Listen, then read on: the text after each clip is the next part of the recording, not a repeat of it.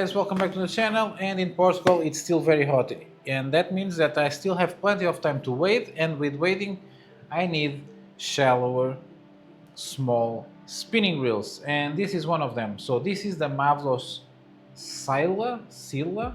I have the 1000S in here. This is a very lightweight, unassuming reel, so black, it will go well with everything. It has a shallow spool, 4 kilos of drag, 122 grams of total weight, everything to go right and everything to be of my liking, and it's quite affordable.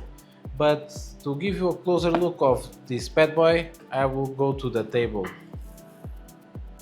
And now that we are on the table, I can tell you everything about the Mavllos Scylla. So I will just put the graphic in the screen, so don't bother with a 1000, you don't need a deeper spool. You will get 5.2 to 1 gear ratio, 5+1 stainless steel shielded ball bearings, 4 kilos of drag and a weight of 122 grams. And the screw-in handle. So if we take everything from the bubble wrap, and one curious thing, so even though I didn't plan it, there will be testing by the end of the video, so instead of a teaser you will get a full test of this reel. And one thing I can tell you, the spool assembly is very good, because I was fishing against the wind at some point and I had no problems with the line, even using a 0.4p braid. Not a lot of slack on the knob. The handle, it's actually quite nice. It's a one-piece handle. Even though it will not fold, you really don't need to fold if it's a screw-in handle, because you will not lose the screw on the other side. It's just a cap, so you can take it out if you need to make it more compact. Now just a sound check. Sorry for the AC on the background, still very hot in Portugal. The sounds are snappy, it has auto close, as you can see it's running smoothly. Drag adjustment knob is a bit muted, but the drag is spot on, very tingy.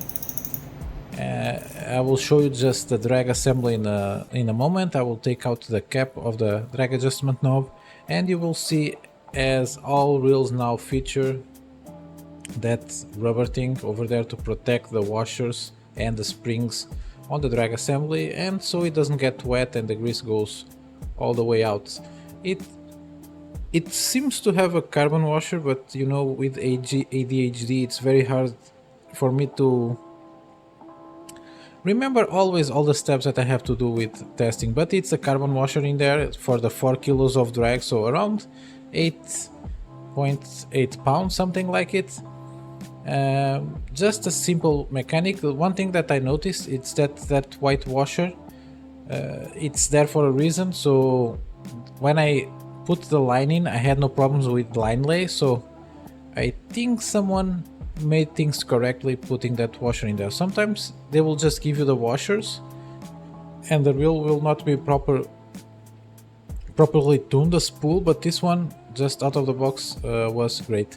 So the looks are very simple. It's a sort of a gun gray on the carbon body with some black accents. What I like with this direct competition, which is the Seasir stream, is that this one has a shallow spool.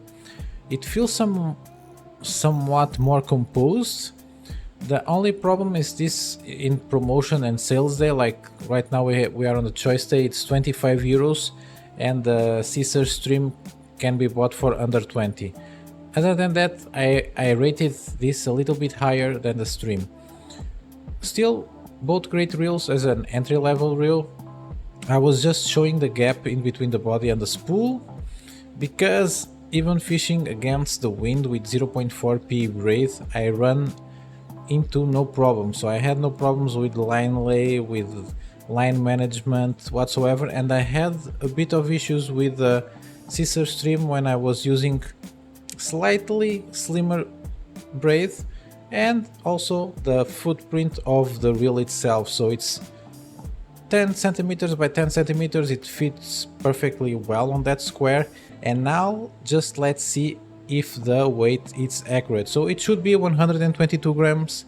If I put it in there, it's 122 grams, so no lies from Mavllos. And I will just move out and by out I mean outside, and just take this guy for a spin. Sorry for the weird camera angle. Again, I'm on this close location that I really don't want to spoil, but let's get directly to the action. So I had a bite, but I think it's probably sunfish. So I'm not expecting to catch one because I have a craw.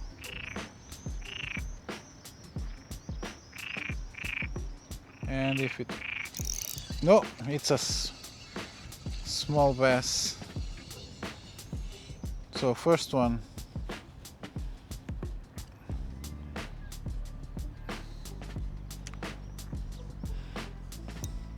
First guy. So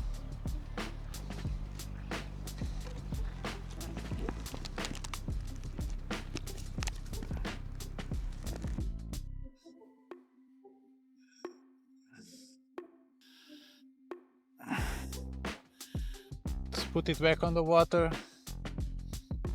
and try to catch more. So in here I was fishing with a craw, again too big of a presentation for targeting this small of bass, and again very windy. I had no problems dealing with wind knots or whatever it could appear, but was actually quite smooth for the wind that it was blowing. And I was fishing with a 2-gram shad weight and a craw.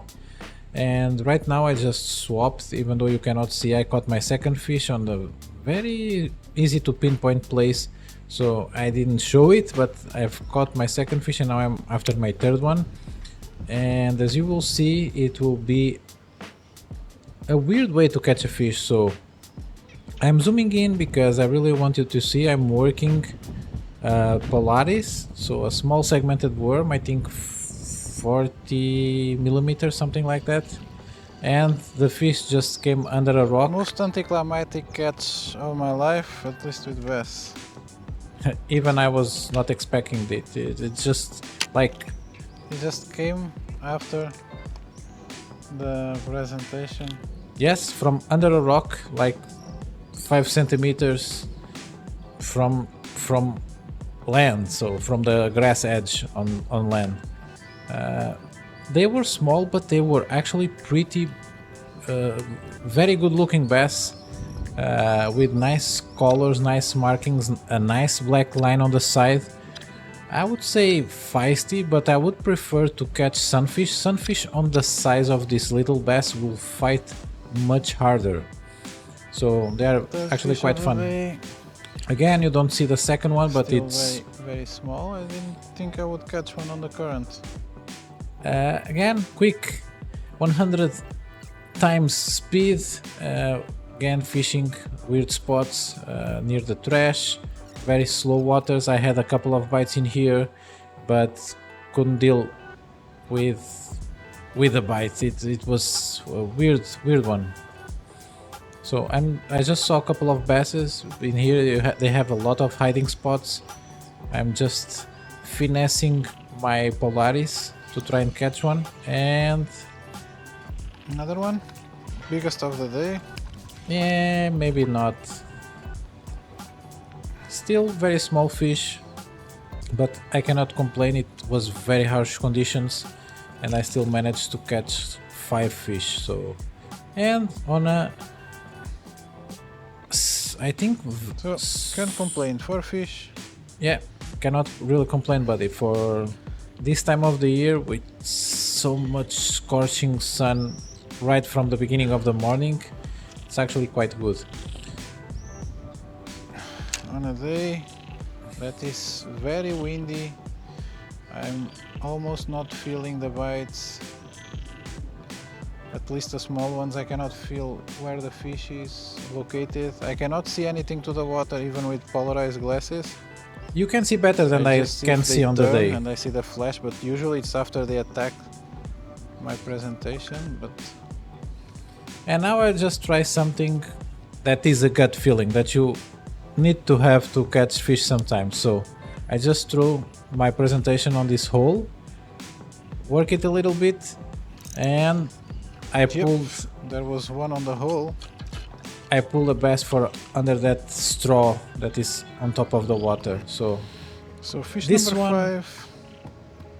this one meant Just on a something. hunch, I saw the hole over here and I thought, why not? It looked juicy. This feels better than a 30 centimeter bass because you know your gut feeling is working. So this one was actually what I would say the highest point of the I see day. a lot of bass moving through the box, but today I didn't see any decent sized bass whatsoever. And I just keep working the spots and going up and up and up the dam. So try to get some more fishing until I run into a bit of a doo-doo. So I see a bit of current, I see a line of grass, I chuck my Polaris there. Whoop. And my barbel saga continues. So I caught one on the end of the winter on a trout tournament, and the rest of the day was very uneventful. So you see me messing with my phone, sending messages, working my way back to the car, but nothing really happened. It's just me fishing around some spots and nothing that eventful. I really like the montage with the 100 times speed with me with the camera on this point of view, and actually it's quite a great point of view for this type of fishing. And with that said, I quite like the reel. I think mechanically I prefer this to the Seasir stream. And don't forget to like and subscribe. I will see you guys on my next video, and until then, bye.